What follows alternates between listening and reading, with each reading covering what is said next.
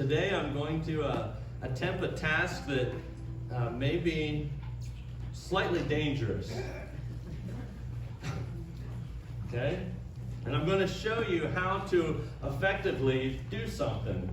I'm not sponsored by DeWalt, just want to make sure I let everybody know that.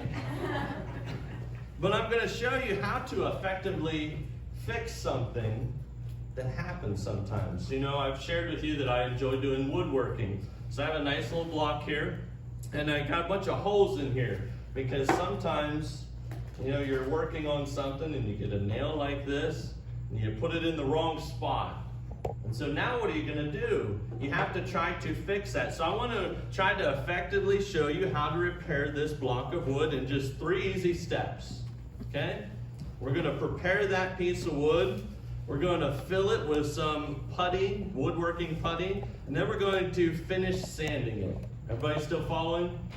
Okay, just making sure. So first you have to prepare it. You know, you got to make sure every once in a while, you get a little pick like this. You just want to clean that spot out, make sure it's all good. There's nothing stuck in there because you want the putty to sit in there right. Still following? You'll know how to do this.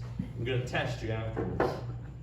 Okay, we get this all prepared and ready to go. Maybe if there's some pieces on there, you hit it with a little bit of sandpaper just to make it nice and smooth and ready for the putty. Okay, so we got that, the supplies that we have, and then we clean out those holes. Here's what we do though. We have to fill this with putty. Now, if anybody's ever done woodworking, they usually look at some different websites of what the good thing is to use. I always use the Minwax because it's according to Bob Vila, that's the best. So I mean, if you're going to trust anybody, Bob Vila would be the one to trust. And I even did research that it shows on this website that he has the best wood fillers for DIYs. That's do it yourself. So this is the best one. That's kind of awesome that I have it, right? So then we just fill these little holes and you just put some of that putty in those holes. And then I always like to get a little putty knife.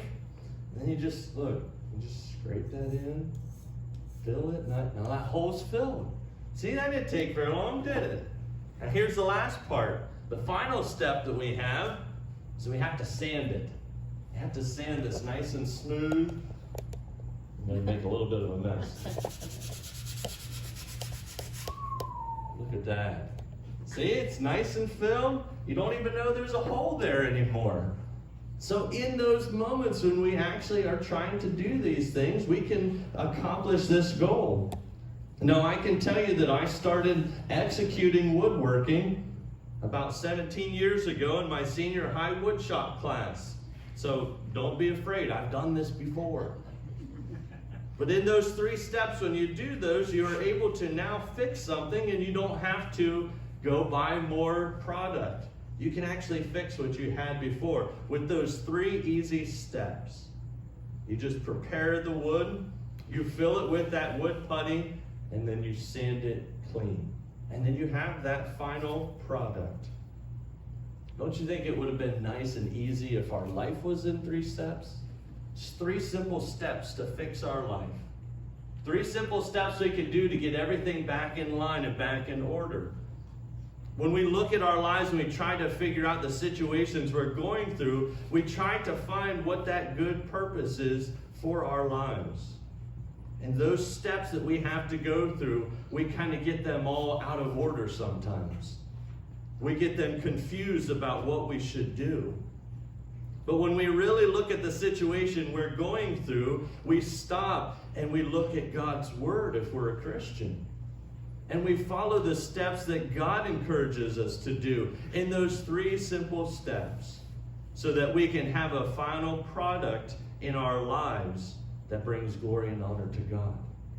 This morning I want to look at what I titled God's Word. And God's Word. And we have to look at what God's Word and what God's Word encourages us to do and what God's Word teaches us to do. I found this psalm that it really spoke to me, and it says, God is our refuge and strength, a very present help in trouble. Psalm 46:1.